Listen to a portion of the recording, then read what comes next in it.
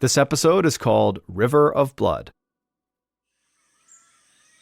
On a hot and sticky morning in August of 1976, 44-year-old Mabalo Lokela woke up drenched in sweat.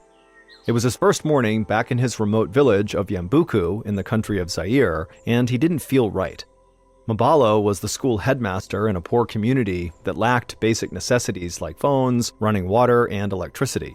He could almost never afford the luxury of a real vacation, but he had spent the past 2 weeks traveling Zaire's rainforests. He'd visited friends and family and spent some time hunting rainforest game like monkeys, antelope, and red river hogs.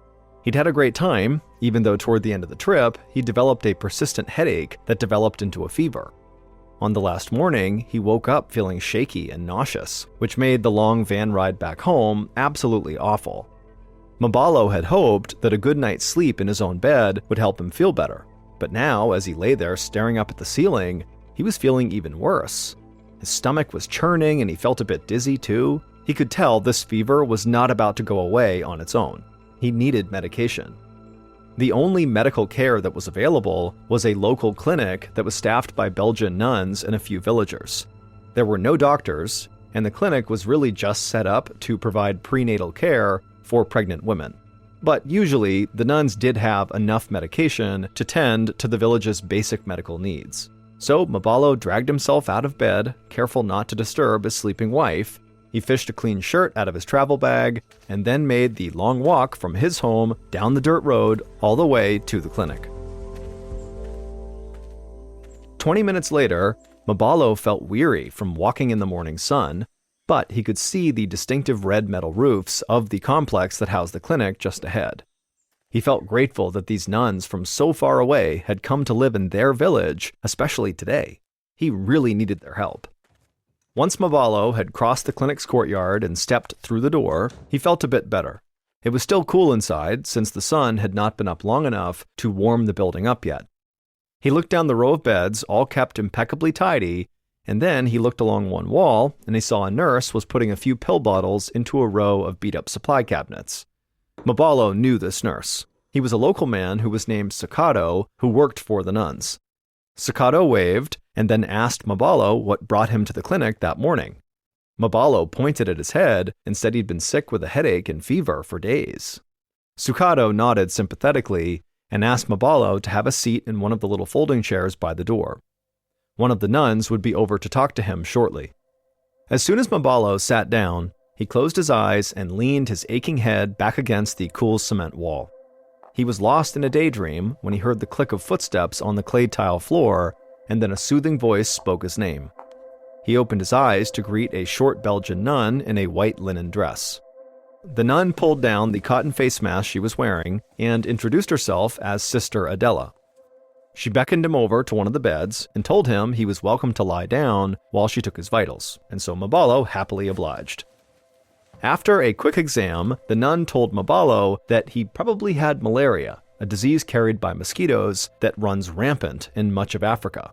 It's usually characterized by fever and flu-like symptoms, just like Mabalo had. And so, Sister Adela moved over to the worn cabinets along the wall and pulled out a syringe that was full of clear liquid. She explained that the liquid was a medication called quinine, which treated malaria. Sister Adela gently stuck the needle into Mabalo's left arm and then pushed the medicine inside of him, and then she set the syringe aside and put a bit of cotton over the drop of blood from the needle. She told Mabalo to go home and take a nap, and he'd be back to normal in a couple of days. Mabalo thanked her, then slowly stood up and made his way out of the clinic. 8 days later, Mabalo's wife, Mbuzu, spooned some broth into a bowl and set it beside the bed she shared with her husband. She tied her long braids with a strip of leather and slipped into her shoes by the door. Her shoes looked miniature next to Mabalo's shoes. He towered over her when they stood side by side. But now, as he was curled up in bed, she thought he looked so small. Mabalo was still sick despite having gone to the clinic. In fact, after visiting the clinic, he came back and developed diarrhea and was vomiting so much that Mbuzu thought that he must be dangerously dehydrated. Her husband was so weak he couldn't even get out of bed. Mbuzu knew she needed to get her husband more help, so she told Mabalo she'd be right back and she started walking to the clinic herself. When Mbuzu stepped into the clinic, she saw Sister Adela tending to a patient. Mbuzu waved her down and told her that her husband's symptoms had only gotten worse. She begged Sister Adela to please come home with her and see Mabalo. Sister Adela seemed alarmed that Mabalo was still sick, and so she agreed to go. Sister Adela told her mother superior that she'd be back in an hour. When the two women reached Mabalo's bedside, Mbuzu gasped. Her husband wasn't moving, and there was blood oozing from his eyes and ears. Mbuzu screamed and rushed to her husband. Mabalo opened his mouth like he was going to speak. Mbuzu leaned closer to hear whatever he was going to say, but then jumped back as a small river of blood gushed out of his mouth, trailing down his chin and staining their bedsheets. Horrified, Mbuzu turned to Sister Adela, who stared in disbelief. Then Mbuzu heard Mabalo begin to throw up, and so she grabbed a bucket just as he vomited up bile and blood. Mbuzu kept telling her husband that he'd be okay, but Sister Adela quietly shook her head. Mbuzu could tell by the nun's shell-shocked expression that she clearly had no idea what to do. Sister Adela just said she'd give him another injection of quinine, even though the last shot had done no good at all. After giving him the quinine injection, Sister Adela stayed a bit longer, helping Mbuzu clean up the blood dripping from her husband's eyes and ears. Once he was all cleaned up, Sister Adela told the couple that she promised to check in the next morning. But as she left, Mbuzu began to worry that tomorrow might be too late. A few days later, on September 7th, 1976, Mbuzu held her husband's hand as he took sharp, labored breaths. Sister Adela's quinine injections had not done anything. Mabalo was still unbelievably sick, his eyes had not stopped bleeding, and his saliva was red with blood. Mbuzu could hear blood gurgle in her husband's throat as he struggled to get air. She squeezed his hand helplessly until she heard her husband stop breathing. Suddenly, Mbuzu felt a terrible emptiness. Her husband was dead. She wrapped their bedsheet around Mabalo, letting her tears fall onto his motionless body.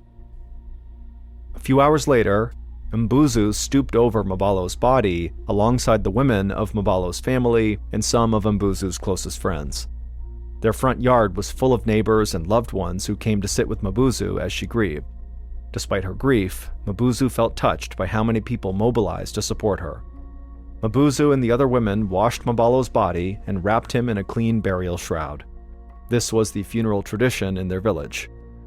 Tomorrow, the men in the village would move Mabalo to the graveyard to be buried.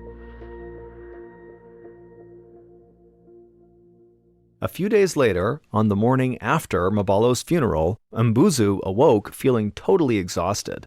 She'd barely eaten since her husband died, and she was completely worn out from crying. The moment she sat up, her head began to throb.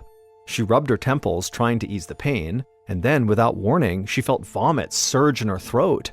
She barely had time to run outside before she threw up. Mbuzu knew this had to be more than just exhaustion. She cleaned herself up and then headed for the clinic right away. Mabalo's nurse friend, Sukato, had just finished sweeping the floor when Mbuzu appeared at the doorstep that morning. She looked awful. Even though the morning was still fairly cool, Sukato could see that Mbuzu was sweating profusely. Sukato felt a shiver run up his spine as he remembered the day that Mabalo had stumbled through the clinic doorway. He'd looked just as sick as Mbuzu looked now. He told Mbuzu to sit down, and then he ran out back to grab the nuns. Sukato came back inside with Sister Adela, and together they led Mbuzu to a bed. Sukato gave Mbuzu an encouraging smile, even though he feared she'd caught the same disease as Mabalo, which obviously killed Mabalo. And when his eyes met Mbuzu's, he could tell she was fearing the same thing. A few days later, in mid-September, Sukato was at work, busy refilling syringes with quinine, the malaria medicine. Behind him, Mbuzu's mother, sister, and daughter were all lying in clinic beds alongside Mbuzu. All of them were suffering from the same high fever and persistent headache. Mbuzu's mother had started hallucinating, especially at night. Sometimes, when she was sleepy and her fever was spiking, she'd say that her dead son-in-law was standing in the clinic. Other times, she would see shadows that were not there. Sukato felt certain that these women did not have malaria. For one thing, malaria is not contagious, so it made no sense that 4 women from the same family had gotten sick one after another. Then there was the way that Sister Adela had described Maballo bleeding from his eyes, ears, and mouth before dying. Sakato had never seen malaria cause something like that. To Sakato, it seemed like this bleeding sickness was something new and that it was somehow spreading among families. Mbuzu and her relatives had not started bleeding yet, but if their illness progressed anything like Maballo's had, it wouldn't be long until they did. The thought of an entire room full of patients all bleeding from their eyes horrified Sakato, and if their disease really was contagious, then he could be lying in bed among them by tomorrow bleeding out of his eyes. But then he looked across the room to a perfectly healthy pregnant woman who was resting in bed with an IV in her arm. She had come in for a routine checkup and prenatal vitamins. For this woman and everyone else in Yambuku, the little clinic was the only healthcare they had. It was literally the difference between life and death for countless villagers. Sakato knew that whatever the risk, he had to keep coming back to work. People were counting on him. Full of renewed purpose, Sakato finished filling the syringes of quinine and went to help his patients. A week later, just before sunrise, Sakato stood outside the clinic door with a growing sense of dread. More and more villagers were getting sick, all with the same horrible symptoms. 21 people had come to the clinic with this disease so far, and every single one of them had lingered in bed, unable to eat or drink, growing so weak that they could barely lift their heads, until finally, around the 10-day mark after getting sick, blood would start leaking from their ears and eyes. Some patients had red-stained teeth from all the blood pooling in their mouths. After that, it was only a matter of days before they died from blood loss. Almost all of the people who'd gotten sick had died. Mbuzu had lived, but she lost her entire family. At this point, only 4 patients remained alive in the clinic. And the outbreak was far from over. 2 days ago, one of the pregnant women who came for prenatal vitamins began bleeding. Sakato had tended to her himself, knowing that if the mother died, her baby would too. The stress was really weighing on him. Even from the clinic doorstep, he could already smell the sweat and sickness of the patients inside. But as scared as Sakato was about getting sick himself, he was not going to stop helping. He pulled his protective mask from his pocket and wrapped it around his face. Then he unlocked the front door and stepped inside. As quietly as possible, Sakato moved down the row of beds, and by the far wall, the pregnant woman was lying on her side beneath the blanket. Sakato held his breath as he approached her, hoping she was still alive. But as he rounded her bed and crouched down, he could tell that she was not breathing. Sakato wanted to get a wet rag to clean her up a bit, but he knew that duty belonged to her family. So he just pulled the bedsheet up over her head and said a little prayer for everyone who remained in Yambuku. One morning a few days later, so in late September, Sakato sat by Sister Adela's bedside. The brave nun who had treated so many patients with the bleeding sickness now had the disease herself. And sadly, she was far from alone. 17 nuns lived at the mission, and 11 of them had fallen ill with this sickness. Sakato and Sister Adela had cared for them together, in addition to the patients still lying in the clinic across the courtyard. One by one, each of the 11 nuns had died except for Adela, who was barely clinging to life. The Mother Superior had been forced to close the clinic altogether, leaving this ravaged village with no one left to care for the sick and dying. Sakato's sick neighbors had started leaving Yambuku, searching for help in nearby villages. Nobody had returned alive. But it was no better in Yambuku. Sakato did the math and realized that so far, 90% of the people treated at their clinic for this bleeding sickness had died. Sakato pressed an aspirin into Sister Adela's shaky hand and then handed her a cup of water. The clinic had treated so many patients over the last month that they were down to their last aspirin, and this was it. Sister Adela thanked him with a hoarse voice, and he told her to please get some rest. Sakato left her room and walked down the long cement hallway that ran through the nuns' living quarters. For years, this had always been a very busy and bustling corridor, but now it was a ghost town. Sakato walked past empty room after empty room where the nuns used to live before the bleeding sickness had killed them. As Sakato neared the kitchen, He heard the crackle of static filtering in from the supply closet where the nuns kept their two-way radio. He peeked inside and found the Mother Superior turning dials as she tried to reach the outside world. She looked up at Sakato, and he was taken aback by the weariness in her face. She told him that all morning she'd been calling for help.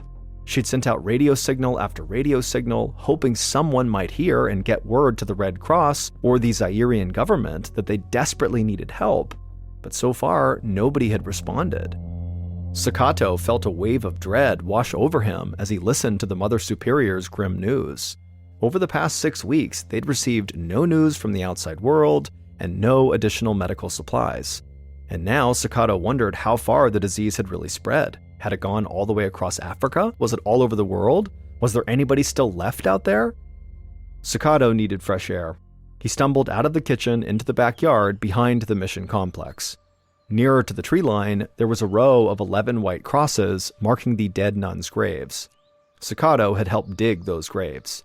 He imagined Sister Adela lying there on the edge of the jungle beneath her white cross, and now he wondered who would dig his grave when he eventually caught this sickness and died too.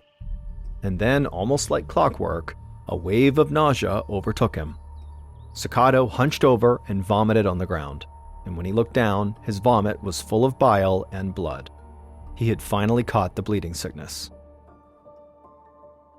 About a week later, on the last day of September, Sakato was laying in bed staring at the ceiling. Because the clinic was shut down, he had just quarantined himself at home. Sakato had not left his bed for days, and he felt incredibly weak, but so far, he had not begun bleeding from the eyes or ears. He was determined to stay alive through sheer willpower. Just then, the ground beneath him began to shake, making the glass on his bedside table rattle. Sakato hoisted himself up onto his forearms to look out the window. He could see military vehicles making their way down the long dirt road that led into Yambuku. As Sakato watched in astonishment, the vehicles fanned out and surrounded his corner of the village. The soldier then spoke into the bullhorn and announced that Yambuku was now under quarantine. Nobody was leaving or coming back. Sakato was too weak, so he laid back down on his bed and just listened to the sound of the booming voice that was filling the air. The soldier continued and said that people in 50 surrounding villages were now also experiencing the bleeding sickness.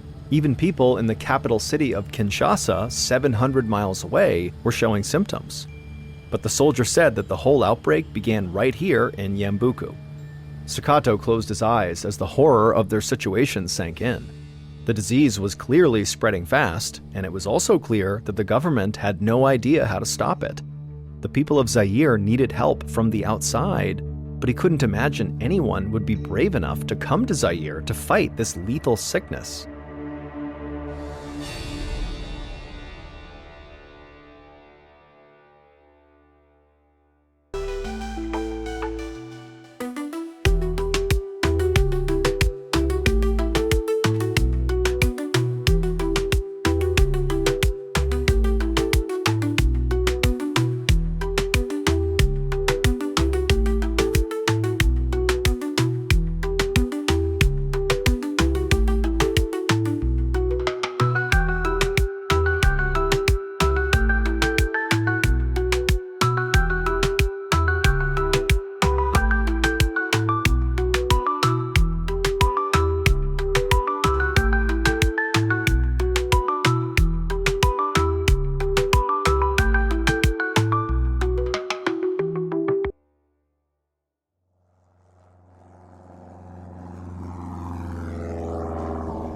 A week later, a 27-year-old Belgian scientist named Peter Pio felt a rush of anticipation as he stepped off a plane onto an airstrip located 75 miles from Yambuku. It was a little more than a month after the first victim of the bleeding disease, Mabalo Lokela, had died. Peter was part of an international team of scientists and doctors sent to try to stop the disease before it spread beyond Zaire. Peter looked around the airstrip, taking in the lush green rainforest that hummed with plant and animal life. To him, it was the most beautiful landscape he'd ever seen. It was totally unlike anything in his native Belgium. Peter turned to help his teammates, who were all collecting their luggage from the belly of their little plane. Peter had to admit that he was not nearly as qualified for this assignment to go stop this disease as his teammates were. Peter had only recently graduated from medical school. However, he'd crammed in as much research as possible before he left Belgium. He learned about using protective equipment, taking samples in the field, and how to take and test blood samples. A few days earlier, the American Centers for Disease Control, or CDC for short, had confirmed that the bleeding disease plaguing Zaire was caused by a virus no one had ever seen before. Nobody knew where this virus came from or how to treat it, but they did know where they needed to start the investigation. Nearly 1/4 of the 300 or so cases across the entire country were reported in Yambuku. So Peter and his more experienced teammates knew that their journey would start right there. Peter was last to collect his bags from inside the plane. He told the pilot they were good to go, and the pilot shouted adieu as the plane took off. It occurred to Peter right away that in this part of Africa, people didn't really say adieu, they would say au revoir to say goodbye, which was French for see you again. But the pilot had just said adieu, which simply meant goodbye, as though he did not expect to see Peter or his colleagues ever again. Peter swallowed hard. There was no going back now. So he hoisted his bag up onto his shoulder and then followed the rest of his team off the airstrip toward a line of waiting Land Rovers. 4 hours later, from the backseat of a Land Rover, Peter saw a group of small wooden houses with thatched roofs in the distance. He knew that it had to be Yambuku. As they reached the center of the village, the Land Rover stopped. It took a moment for Peter to see why the drivers had pulled over. The road into the clinic compound was blocked. Hospital gauze was draped across the entrance to warn people to stay away. On a tree nearby, a sign had been nailed up. It read, quote, "Please stop. Anyone who crosses here may die," end quote. Peter could feel the mood in the Land Rover shift, as though the gravity of this situation was now truly sinking in. But nobody said a word, so Peter decided to take charge. He jumped out of the Land Rover, stepped over the gauze barricade, and began walking toward the clinic. As he approached, 3 nuns came rushing out, yelling at him to stop. But Peter kind of held up a hand, and he told the first nun that came up to him that they were doctors, and they were here to help figure out what was causing the bleeding sickness. Peter was touched by the look of utter relief on the nun's face. She said her name was Sister Marcella. She told Peter that for the past 2 weeks, the clinic had just been closed, and the remaining living nuns were simply praying for an end to this horror. She said that she and the others would do whatever she could to assist them, and motioned for Peter and the others to follow her inside the clinic. Peter carried his bag through the empty clinic and out into the courtyard. As the rest of the team got busy setting up a work camp, Peter asked Sister Marcella if they had any records of the patients who'd gotten sick from this disease and died. She nodded and promised to give him all her notes on the 70 victims from Yambuku, 63 of whom were now dead. Peter could hardly contain his shock. He'd known the disease was bad, but hearing the death toll out loud was staggering. 2 hours later, as the nuns cooked dinner, Peter and his team huddled around a table in the courtyard. Peter listened as the lead doctor explained their mission. The next morning, they would head out into the countryside looking for victims. They needed to talk to sick people and their families about when and where they got the disease, and then collect their blood for analysis. Peter was hoping that after a few days of interviews and testing samples, they could get an idea of how this disease was spreading. He felt energized again as he got up from the table and helped the nuns carry dinner out to his team. The next morning, Peter and 3 teammates drove west along a red dirt road on their way to visit nearby villages. Peter was struck again by how lush and green everything was. He loved listening to the sounds of insects and birds humming in the growing heat. It was easy to forget why he was there. But a reminder came soon enough when their Land Rover encountered a big pile of logs blocking the road about an hour west of Yambuku. The nuns had actually warned them about this. Most of these surrounding villages had blocked off their roads to keep out the people who had this bleeding sickness. The villagers had no supplies left to give out, and they obviously did not want to catch the sickness themselves. Peter wanted to respect their wishes, but it was vital for them to see what was going on in these other villages. So Peter and the rest of his team dragged the logs to the side of the road, then jumped back into the car and continued their journey. As the Land Rover made its way into the center of this village, people came out to see what was going on. Peter had expected the villagers to avoid them out of fear, so he was surprised when a few of the villagers gathered right around their car, looking very curious. The driver parked the car, and everybody piled out while the team leader went to speak with the village elders. Peter took a little piece of candy out of his pocket and handed it to one of the little boys who'd come to investigate. He noticed that none of the kids playing around the village seemed sick. He wondered if maybe the roadblock had worked. Perhaps it stopped the disease from reaching this village. Maybe there would be no blood samples to collect here, or survivors to talk to. That would be good news for the village, but a waste of a trip for Peter and his team. But then the team leader waved Peter over. He said one of the villagers had something to show them. So Peter grabbed his backpack from the Land Rover, and they followed this villager toward a nearby mud and clay home with a banana leaf roof. At the doorway, they all put on protective equipment, which included motorcycle goggles, gloves, paper face masks, and long sanitary gowns. Then they followed the villager into the modest home. It was cooler inside, but Peter's protective equipment still felt sweltering in the midday heat. Toward the back, Peter saw a husband and wife laying on a raffia mat on the floor. As Peter neared them, he could see they were so weak they could barely move. Dried blood coated their ears and their cheeks from where it had streamed out of their eyes. To Peter, it was like something out of a zombie film, and for a moment, he just froze. But then he remembered where he was and what he had to do. Peter took a syringe out of his backpack and knelt down next to the woman. He gently stuck the needle into her arm and filled a vial with her blood. The team leader knelt down on the other side of the raffia mat to take a sample from the man. Peter stood up and walked over to his backpack and pulled a little pouch from inside. He wrapped the vials of blood in plastic and stuck them into a baggie before putting the bag and the syringe into his backpack. And right as he did that, Peter turned around because his team leader gasped.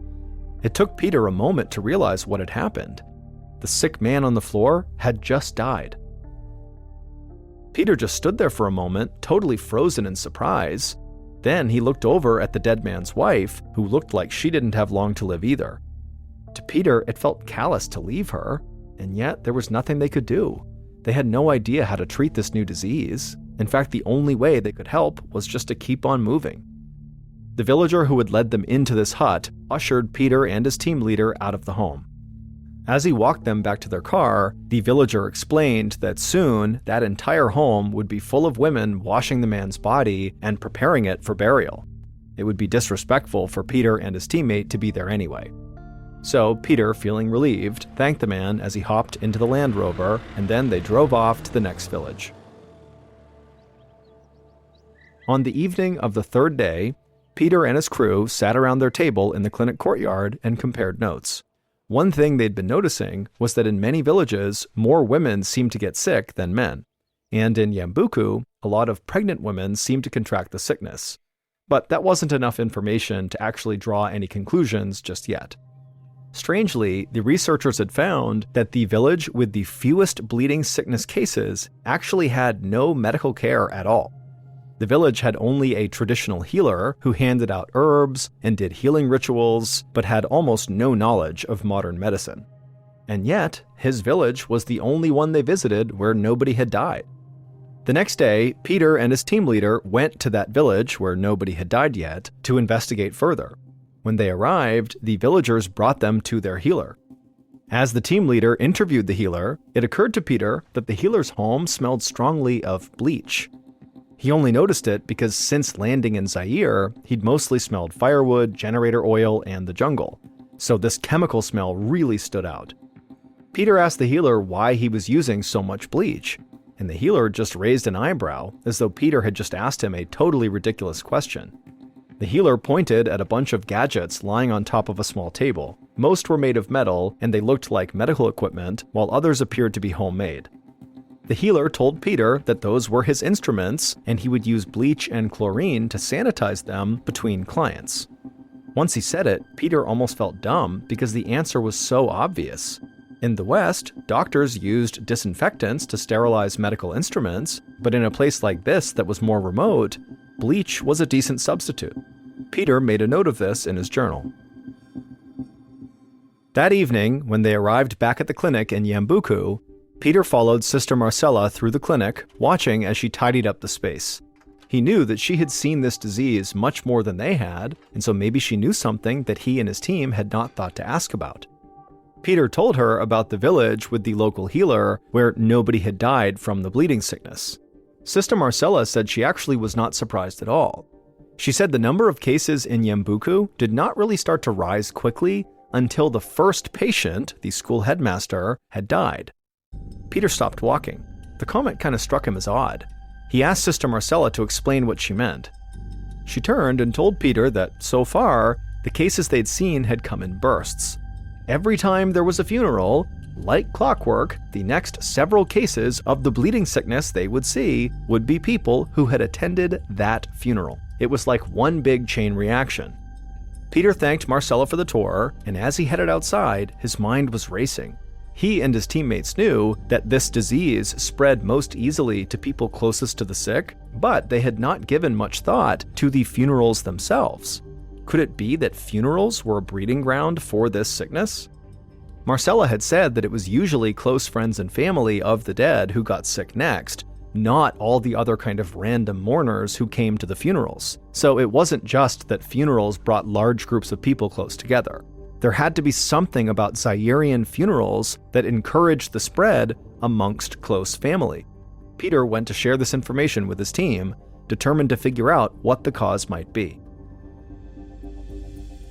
A few hours later, Peter sat around the courtyard table with his team, studying all the information they had collected from villages throughout the region.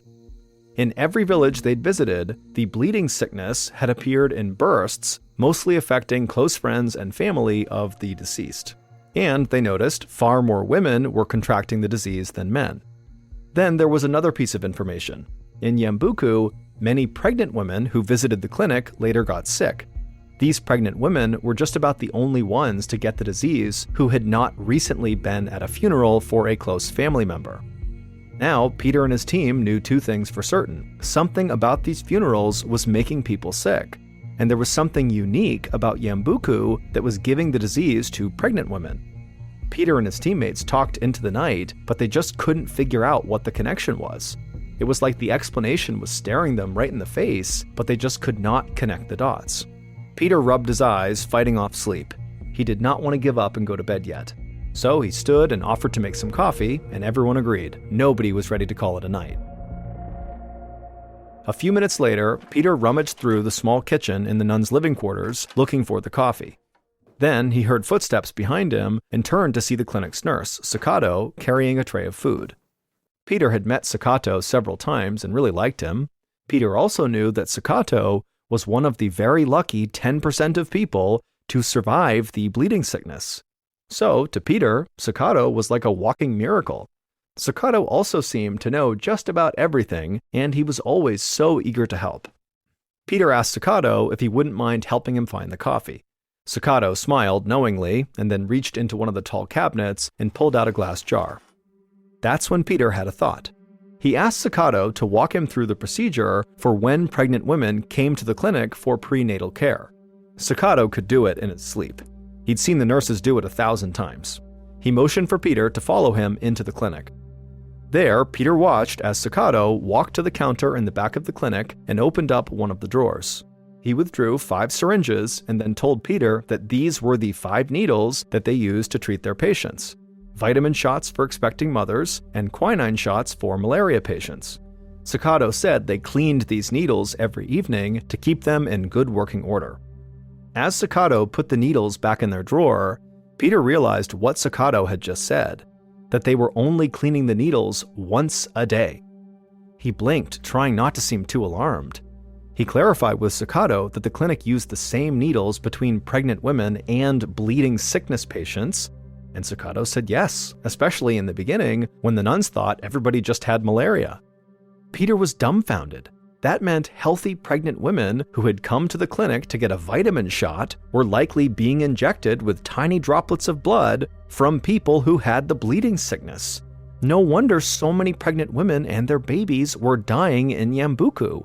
They were being directly injected with the disease by their nurses. The thought of it made Peter sick. Peter remembered the healer whose home smelled like bleach. he had been actually sterilizing his instruments between patients, and so that was why the bleeding sickness had not spread in his village. Now the wheels in Peter's brain were really turning. He thought back to the man who died right as they took his blood sample during the first week in Zaire. The villager who'd taken them there had said the women in the dead man's family had to wash his body for burial right away. And right then, Peter's eyes went wide as he had this sudden realization.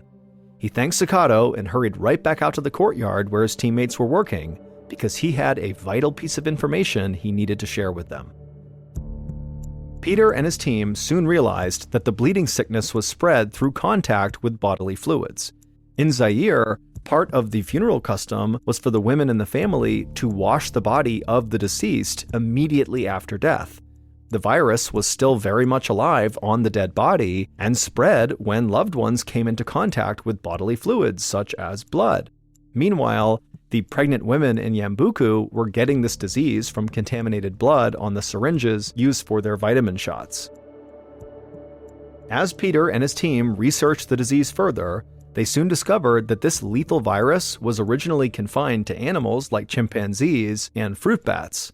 Mabalo Lokela, the school headmaster in Yambuku, and Patient Zero likely ate infected game on his hunting trip and became the first human victim.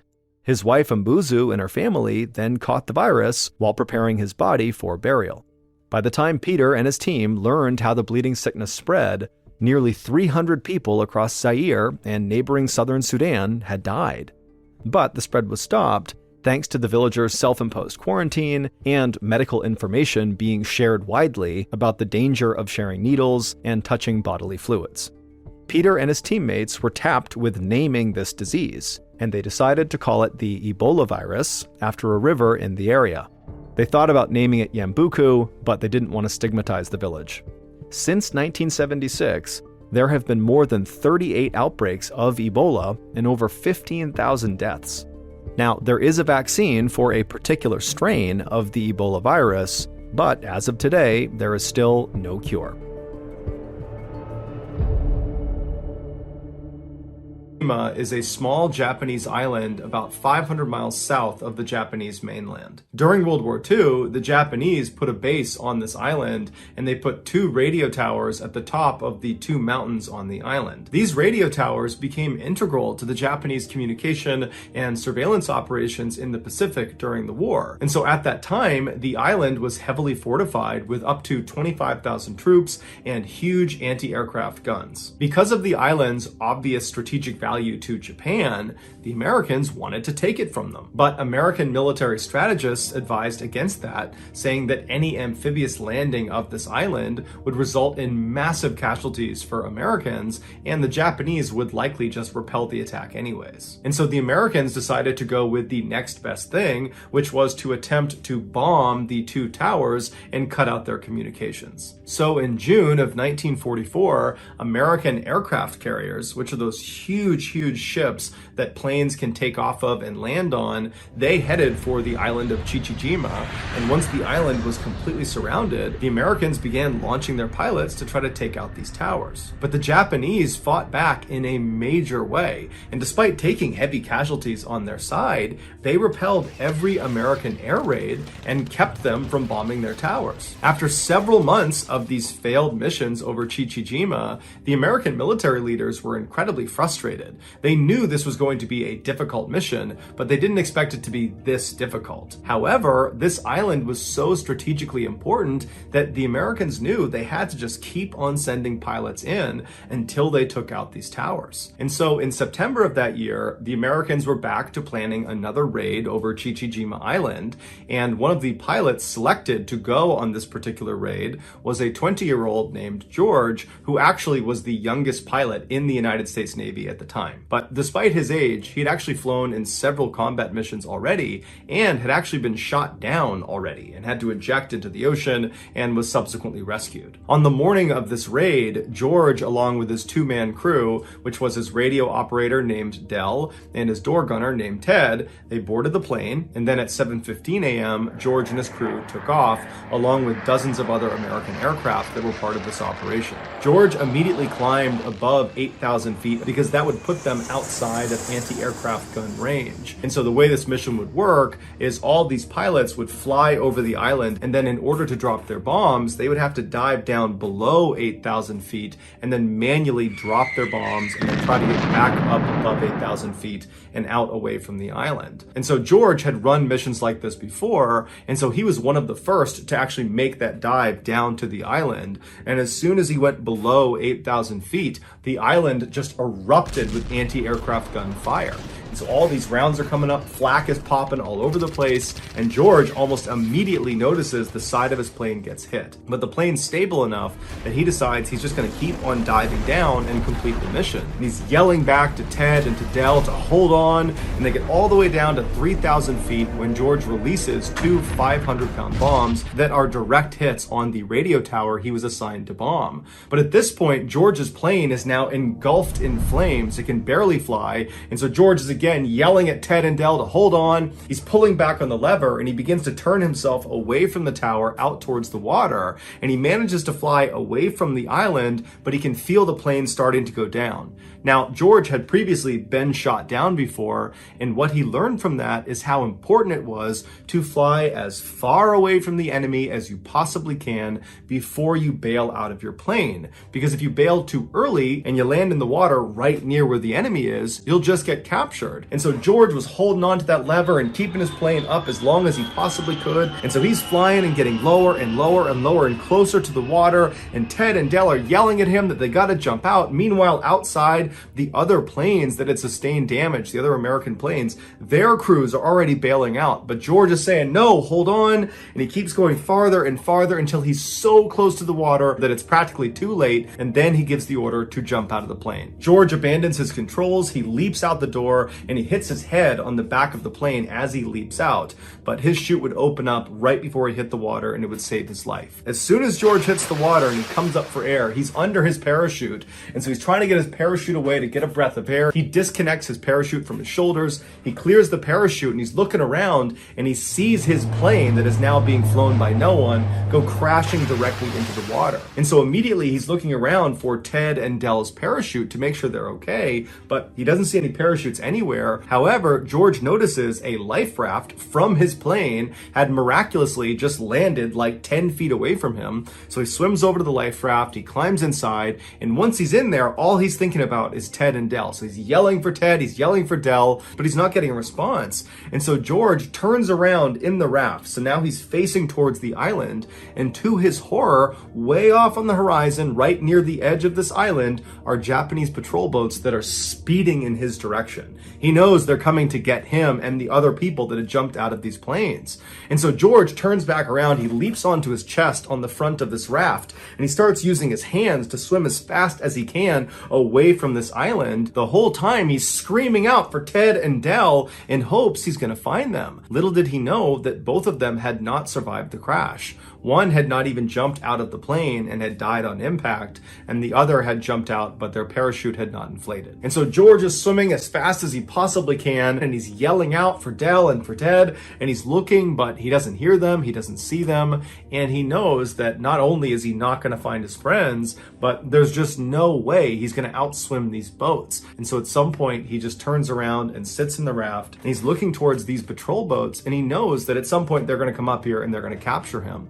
And all he can think about is how guilty he feels about Ted and Del. And he starts second guessing his decision to keep that plane flying as long as he did and make them bail out so late. And he's thinking, I probably got them killed. And then he thought about his wife and he wondered if he'd ever see her again. And then he turned towards these Japanese boats that were much closer now, but still fairly far away.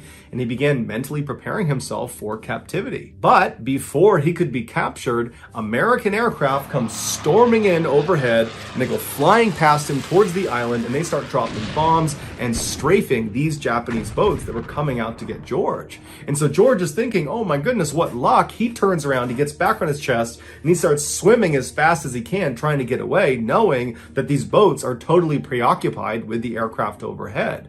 And for 2 hours, George used every ounce of strength he had to swim as far as he possibly could away from this island. But at some point, he was just so unbelievably exhausted, he just could not paddle any farther. And so he's just laying on this raft when he hears the sound of something coming out of the water, and he turns and he sees the periscope of an American submarine coming out of the water. And seconds later, the crew of this American submarine comes right up alongside him. They grab him out of the raft, they put him in the submarine, and he was saved. Besides George, Ted, and Del, there were 8 other American airmen that had to bail out of their aircraft because they were badly damaged following this raid.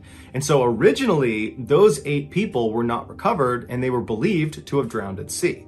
But that actually was not true. The US government figured out fairly quickly what happened to them, but the details of what happened to them were so gruesome, the government decided they did not want to tell anyone. They especially didn't want to tell the parents and loved ones of these 8 airmen because they believed if they heard the true account, that would be too traumatic for them. And so they made the details of these 8 deaths totally top secret. But 60 years later, in 2004, an author named James Bradley discovered transcripts from a post-World War II Japanese war crimes trial held in Guam, where Japanese military leaders confessed to what they did to these 8 captured Americans. This is the true account. Unlike George, these 8 other airmen bailed out almost immediately after they got out over the water. And so that placed them in the water very close to the island. And so before the American aircraft could come in and save the day, like they did with George, these 8 airmen were scooped up by the Japanese and brought back to the island. The Japanese soldiers on this island for the past several months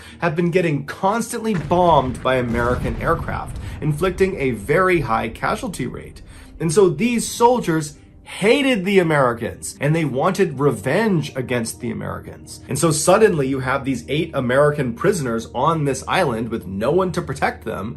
And so what do you think happens? The Japanese decide they're going to exact their revenge on these 8 men. Within 24 hours of being captured, the 8 men were kind of huddled up in one section of the island when one of them, Marv Mershon, who was 19 from Long Beach, California, was grabbed by a Japanese commander, stood up and moved to the central area within their military camp, and they tied him to a tree. And this commander encouraged all of the other soldiers to beat and kick Marv. And so all day long, soldiers were coming up and just beating the crap out of Marv, and Marv is tied to the tree. He can't do anything. And these 7 other prisoners are forced to just watch because they can't do anything. And so that night, the same commander comes back and he unties Marv from the tree, and he tells these 7 other prisoners to stay where they are. And this commander and several other Japanese soldiers, they take Marv and they march him away from the group into the jungle, and they march him over to this freshly dug grave. And standing next to the grave that Marv would have seen is this Japanese soldier carrying a sword.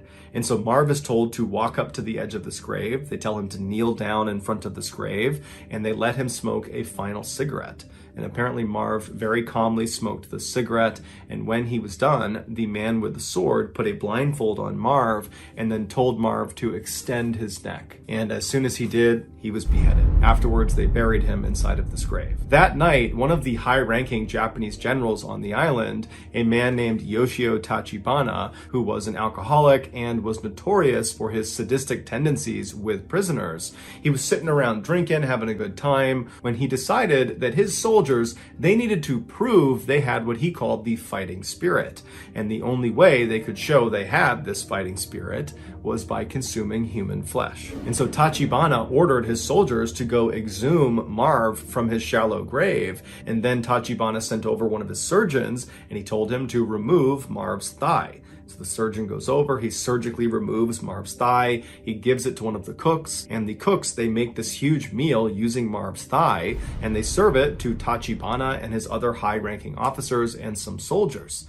And apparently, Marv's thigh tasted so good with soy sauce and with sake that Tachibana ordered his soldiers to go back and cut more meat off of Marv, which they did. Within a month of Marv's execution and consumption, Tachibana decided that he wanted to eat more human flesh, and he wanted his soldiers to eat more human flesh because he and a number of the other officers were superstitious that this could make them stronger, and it would be good for their stomach, and it would be good for their health.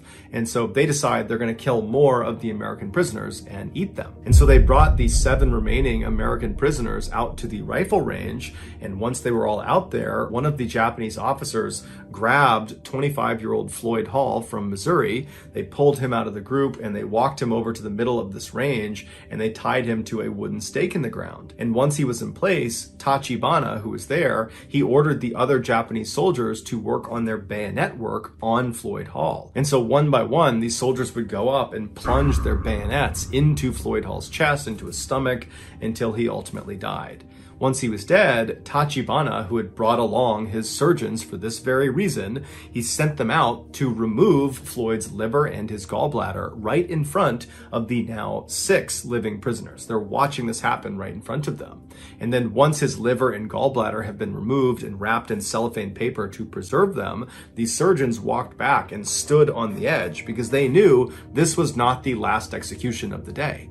And so the other 6 prisoners are looking around, wondering what's next, and then one of the commanders walks over and he grabs another one of the prisoners. His name was Earl Vaughn. He was 22 years old from Texas, and as soon as he was grabbed, he knew he did not want to face the same fate Floyd did. And so right away, he became defiant. He wanted to die more quickly, and so he began yelling Semper Fi at the Japanese, and he kept extending his neck and pointing up at his neck, indicating he wanted a clean and quick death. Behead me. And so the Japanese, they tried to strap him to this wooden post because they wanted the other soldiers to work on their bayonets with him, but it was just too difficult with Earl. He put up such a fight and he kept putting his neck out that finally one of the soldiers did pull him down and he was beheaded. And then again, the surgeons came running out into the field, and in plain sight of the now 5 remaining American captives, they removed Earl's liver and his gallbladder and then wrapped them in cellophane paper to preserve them. And then they took Floyd and Earl's organs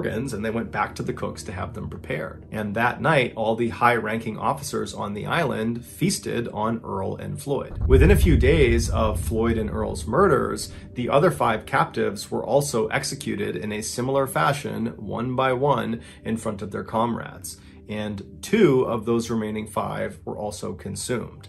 And unfortunately, one of those 2 was not executed beforehand. Instead, they had pieces of their body surgically amputated, and then those pieces would get cooked and eaten. And when they were done eating them, they would just come back and cut off more and more and more until there was nothing left to eat. And at that point, that prisoner was executed. They did this in order to keep their meat fresh. After the war was over, 34 Japanese soldiers, including General Tachibana, were tried for war crimes for their atrocities they committed against these 8 prisoners of war. They were all found guilty and they were all hanged and buried in unmarked graves in Guam. The other men on the island that witnessed these atrocities and didn't do anything about it, or participated but in some sort of secondary way, they were also tried for war crimes, found guilty, and sent to jail, but all of them were released after 8 years. George was 80 years old when he finally learned about the atrocities on Chichi Jima Island that he so narrowly escaped. He, like everyone else that was learning about this, was horrified and disturbed, but more than anything, George felt a deep sense of guilt for having survived. But what we can all say for sure is that George did not waste his second chance at life. George H.W. Bush would go on to become the 41st president of the United States of America, and his son, also named George Bush, would go on to become the 43rd president of the United States of America. 2 world leaders who would change the course of history forever, who never would have been if George Sr. had bailed out of that plane near Chichi Jima Island just a few seconds earlier. Think about that. So that's going to do it, guys. If you found the secret in today's episode, let us know in the comments section what it is and where you found it. So give us the timestamp.